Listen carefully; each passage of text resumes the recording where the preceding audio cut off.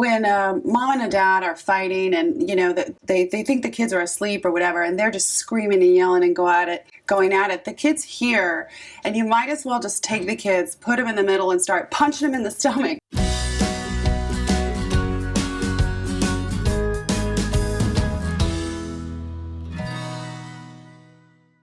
Divorce can be a positive experience for some people, but for many, it's a vicious kind of process.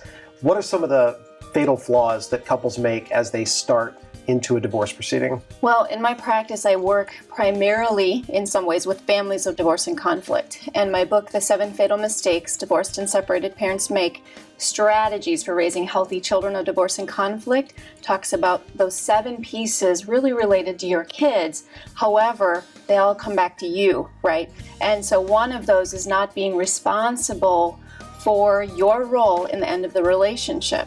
And when you're not responsible, you play the blame game. It's all his fault.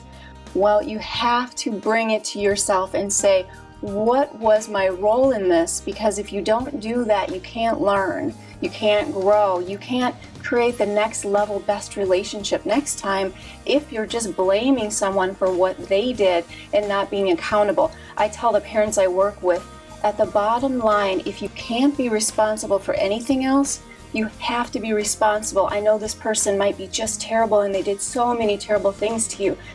And without any blame, you have to be responsible that at one point in time, you made a choice to choose that person. And then if you had children with them, you made a choice to have children with them. The key thing is that when many people get divorced, they don't love each other anymore. And they're really mad at each other, or they feel really hurt and spiteful, and they can feel resentment and so forth. And it's hard to say nice things about them. You have to be motivated to. And the motivation is your children. If you have children, this is, you look at these innocent little children, and half of that child, in a sense, is daddy, and half of that child is mommy. And if mommy and daddy have conflict, that conflict will grow inside that child. That's just a given. That child wants mommy and daddy to love themselves. And my teaching children of divorced families, we do these little drawing exercises. They always drew mommy and daddy holding hands, the family together with hearts and rainbows. Because I have them look, what is your dream? What's the most positive thing you can think of? When mom and a dad are fighting and, they think the kids are asleep or whatever, and they're just screaming and yelling and going at it, the kids hear, and you might as well just take the kids, put them in the middle, and start punching them in the stomach, because it's like the most abandoning feeling and such a helpless feeling to have like the two people who you love so much, and they're just yelling at each other and screaming, and you can't do anything about it. It feels like, a lot of kids have said to me in my practice, that it feels like mommy and daddy are just hitting me. I know they're not, I'm not even in the room, but it feels so bad. It's like, parents, right?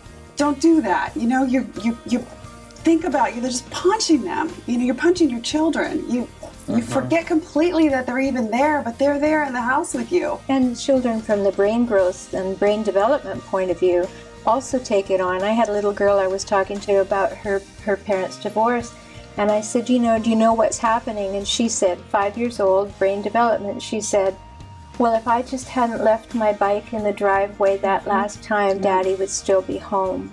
Yes. That's the way they see the world. It's just the way they see the world. So one of the things I think is important is also to remember that you don't put your burdens and your concerns, and you don't talk about your relationship with your partner with your children. Yeah. Because sometimes parents will think they can make their child at 10 and 11 a confidant, and they'll say all kinds of things. Hopefully the adult is trying to feel better, but they don't realize what they do to their children. Tolstoy said all happy families are happy in the same way, and each unhappy family is unhappy in a different way. And so we have to also understand that these children are unhappy. They're caught in that unhappy, and they may be trying to put on a happy face, trying to please us again, trying to bring us back together, or in your case, trying to put your heads back together, but we can't treat them that way.